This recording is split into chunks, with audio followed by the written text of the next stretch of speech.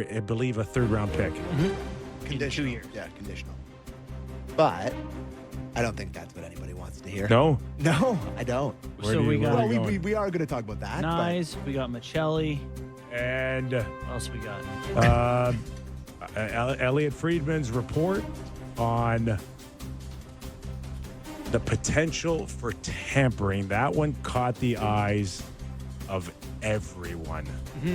So, if you've been living under a rock for 24 hours, the report was on 32 Thoughts that he said he didn't really know what was happening for sure. He was very clear to say that.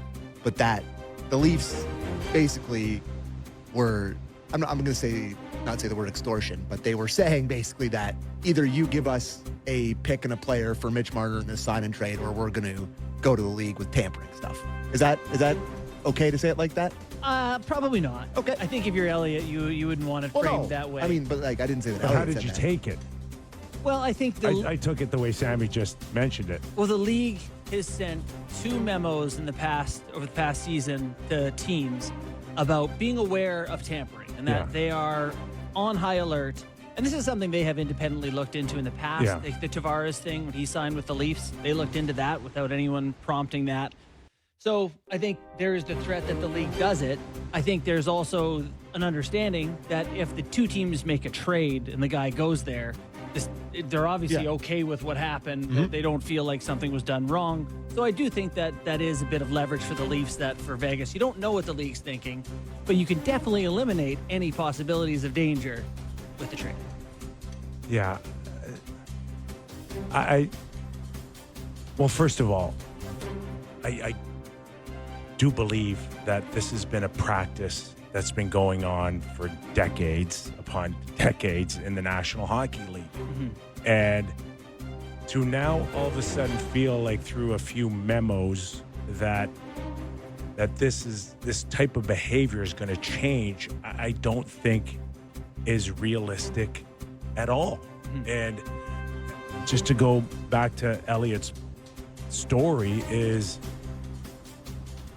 the only thing the league ever has to go on is proof. And Elliot's the first one also to mention that I'm going to put this out there, but there's no proof at all. There's no smoking gun. There's nothing. All you have right now is someone that leaked something to Elliot to put out. So you tell me, without knowing anything, without talking to anybody, who would have leaked this information to Elliot? Your best guess. Well, I mean, if it does advantage the Toronto Maple Leafs, it feels like that would be the end that it would come from. Yeah. But at the same time, if they feel that it was prolonged and happened throughout the year and something that was legitimate tampering, I think they'd be... And they would have proof of this, right? I mean, I don't know. Or do you just tell How Elliot? could I know? How could you know? No. But if you were the general manager or Brad Treliving or anyone in that organization, would you, and we're just speculating here, we don't know, I'm not suggesting I know Elliot's sources or not, but if you were to have leaked it to Elliot, would you have done it as a threat or something of substance that you have the smoking gun? I don't know. It feels to me like if they wanted to use this as leverage, and I don't know, we don't even know that they do, but, if they did, that you would talk to the team, that you would, approach Vegas and be like, hey, not real thrilled about, some of these conversations we think were happening. Can I ask, though, that to play devil's advocate for the Leafs leaking it, doesn't the fact that this getting out, doesn't that hurt their leverage too? That they are sort of complicit in this? That they, are saying, hey, unless you give us this guy, does that not hurt their leverage too in the negotiations, the fact that the tampering word got thrown out there before anything's actually done? No, I don't see how it would hurt them. No? Oh, I do. Yeah, I do. I do believe, again, from people that I've talked to, that Nick Waugh, is it Waugh or Roy? I think it's Waugh. Nick Waugh Yeah. was, from everyone that I've talked to, was the compensation back for Mitch. Now, was it a package? Was there others involved? I don't know, but I think it was pretty clear that Nick Waugh was under the impression that he was going to end up a Toronto Maple Leaf. Now the tampering allegations start. Did that jeopardize anything moving I see forward? what you mean. Like between the teams, you could be like, "Don't threaten us." Well, we're not going to make a deal. So now Elliott puts this story out, and if the deal was in place or the structure of the deal in place, and Elliott's story comes out like you I don't like how we're like pinning this on Elliott. Like he had reported information. news. Yeah. Sorry? He reported. Like, Yeah, he great reported news. this. Yes. It's his report. Okay. Yeah, which is I'm not pinning anything on Elliott. I'm Yeah. just speculating on the way we might have seen this thing unfold. Okay. So if the perception out there is that, and Elliott did stress this in his report, that if the sign and trade goes through, there's a good chance that the Leafs will not pursue. So is Vegas and George McPhee and Kelly McCrimmon going, oh boy, we better give them what they want now, or else? yeah. I don't know.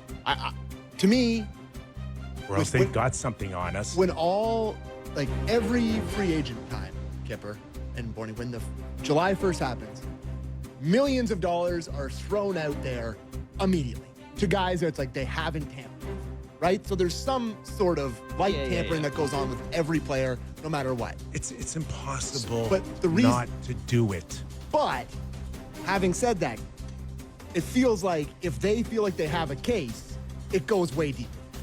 That you can't be like, oh, the guy signed July 1, he tampered a couple days before. That case is never going to happen. But there's been smoke with Mitch in Vegas for a year.